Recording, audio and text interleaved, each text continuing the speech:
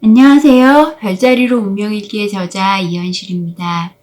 오늘 주제는 뭐냐면요. 명반 읽어보기. 지금은 태음명인 거고요.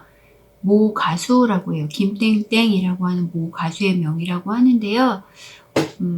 사실 이분의 생일을 정확히 알지 못하고 또 이 시간이 정확한지 알 수가 없기 때문에 추정하는 거에 불과해요.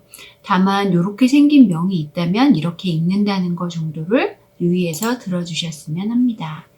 요새 코로나로 다들 우울하잖아요.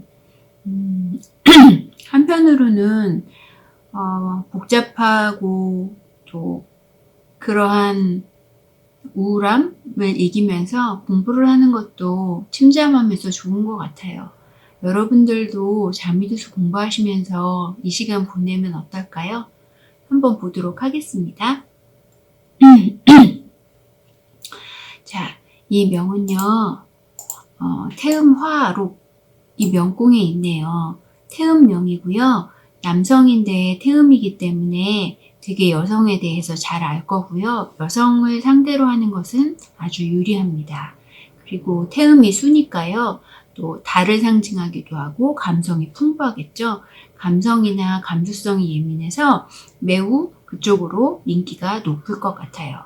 자, 팔자도 있고 여기 삼태도 있고요. 군중이라고 하잖아요. 군중도 굉장히 많은 인기가 있는 이런 느낌이 들어요.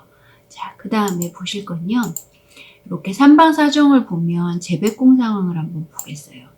재백궁에 뭐가 있냐면요. 록존이 있어요. 재백궁에 고정재를 상징하는 록존이 있으니까요. 굉장히 돈이 많겠다. 또 태음의 화록도요. 명궁에 있는 태음의 화록도 부동산의 록이라고 했잖아요. 그래서 재물이 좀 많겠다. 부동산도 잘 가질 수 있겠다. 그 다음에 관록궁을 보면 천동에 화권이 있어요. 자, 이렇게 보시면 명궁을 중심으로 했을 때 록과 권과 과 세 개를 보는 것을 삼기과획격이라고 해요. 그러니까 이 사람이 어떤 일을 직접적으로 해냈을 때 잘할 확률이 높다라고 보시면 되고요. 그 다음에 이렇게 록존과 쌍록을 보니까 되게 부자 격국이 형성이 되는 거죠. 태음이 원래 부동산의 화록인데 그 부분도 좋고요. 그래서 삼기과획격이 형성이 되고요. 신궁선을 볼게요. 이걸 후천에 해당하기도 하고 몸에도 해당이 된다고 하는데 거기에서는 무엇을 보는가 했더니 태양이 있고 태음이 있고 태음의 록을 보는 거고요. 그 다음에 여기 거문의 화기도 보게 돼요. 그리고 이쪽에 보면 천동의 화권을 끌어서 삼방에서 또 보게 됩니다.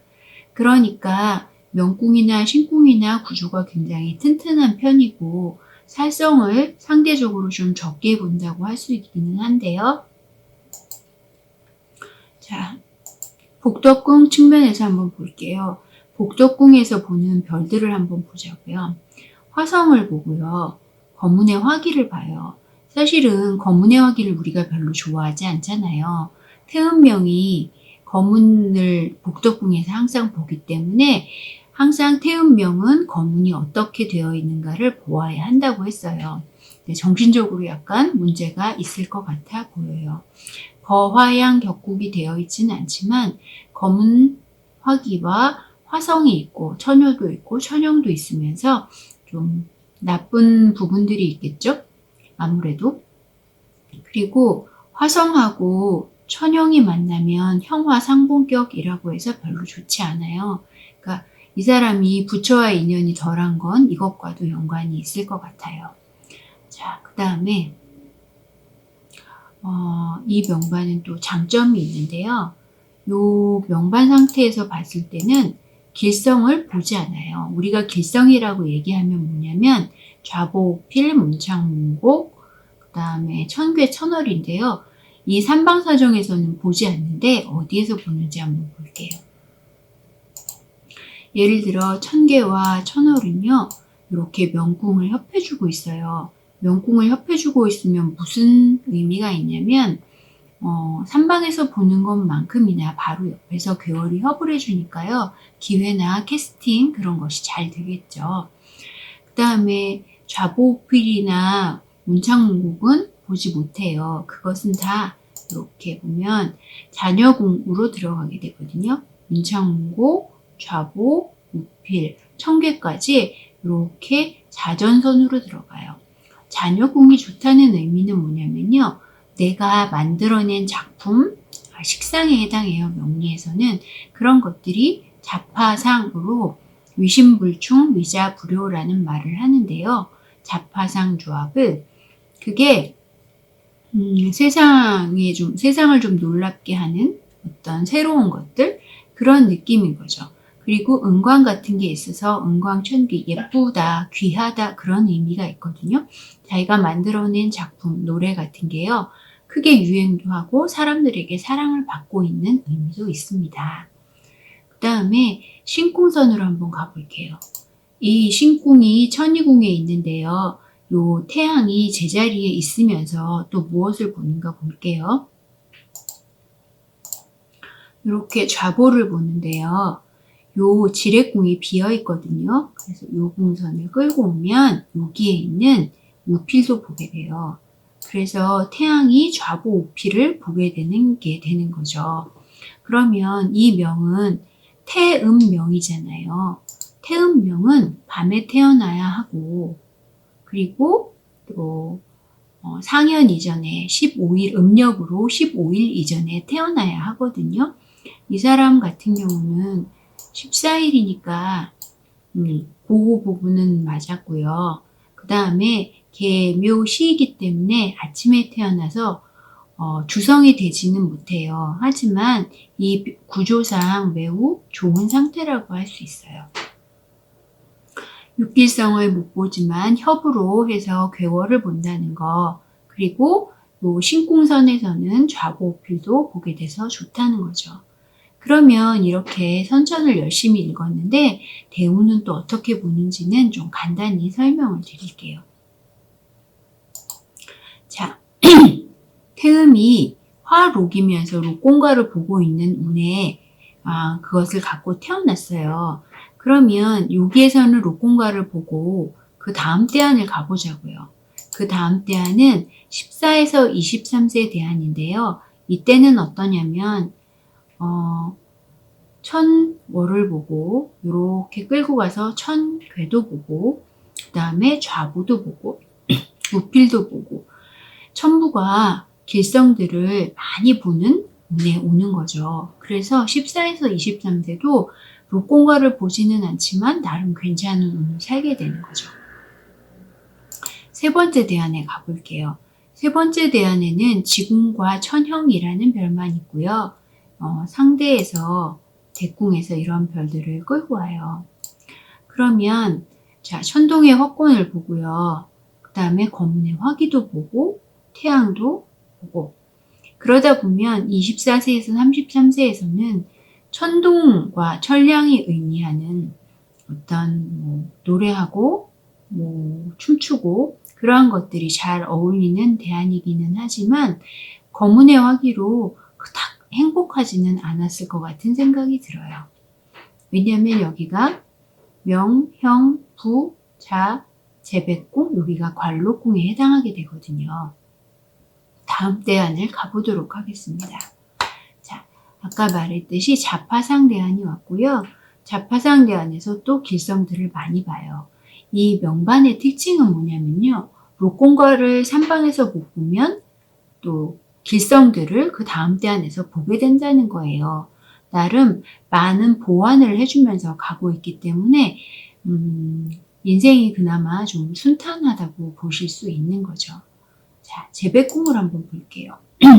재백궁을 본다는 의미는 요 재백궁의 삼방사정을 본다는 의미도 있고 또 44세에서 53세를 사는 의미도 있어요.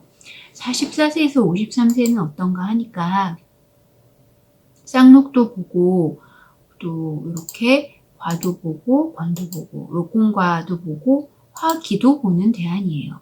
그러니까 이 대안에는 일도 많겠지만 화기적인 어떤 나쁜 일들도 벌어졌겠죠. 또 어떻게도 있는가 하면요. 천기랑 거문은 이렇게 좌우궁의 천기 거문을 뭐라고 하냐면 석중문옥격이라고 그래요. 그래서 돌 속에 있는 옥이라고 하는데 이때에는 많이 밖으로 드러내기보다는 자기를 좀 감추고 낮추고 하는 면이 필요한 거죠. 만약 이때 드러나게 되면 특히 더 이 거문화기에 어떤 나쁜 일이 벌어지기 쉬운 거죠. 거문은 말이거든요. 말에 화기가 붙었기 때문에 시비를 건다거나 구설수가 생기거나 하는 일이 많이 생깁니다.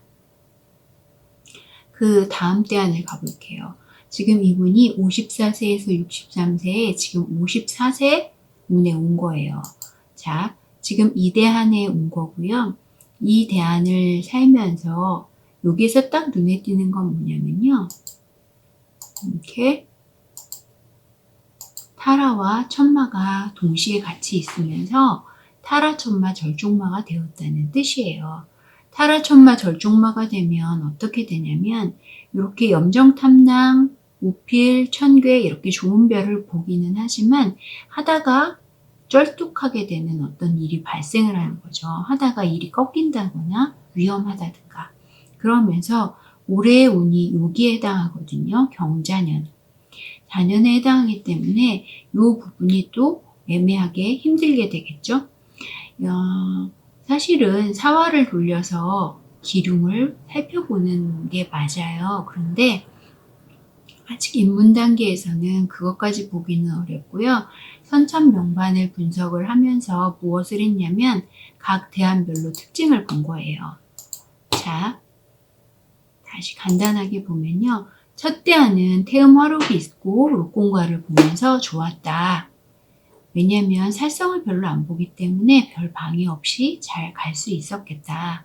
두 번째 대안에 록공과를 직접적으로 보지는 않지만 길성들을 많이 보고 이렇게 천계 천월 그 다음에 좌보오피를 끌어가서 이렇게 삼방에서 보기도 하고요. 여기에도 또 장점이 있는데 뭐냐면 태음의 화록과 천동의 화권 끌고 갈 거잖아요. 비었으니까. 록곤에 협의되어 있는 대안이기도 해요. 그러니까 여러모로 인생이 잘 풀릴 수 있을 만큼 잘 구성이 된 거죠.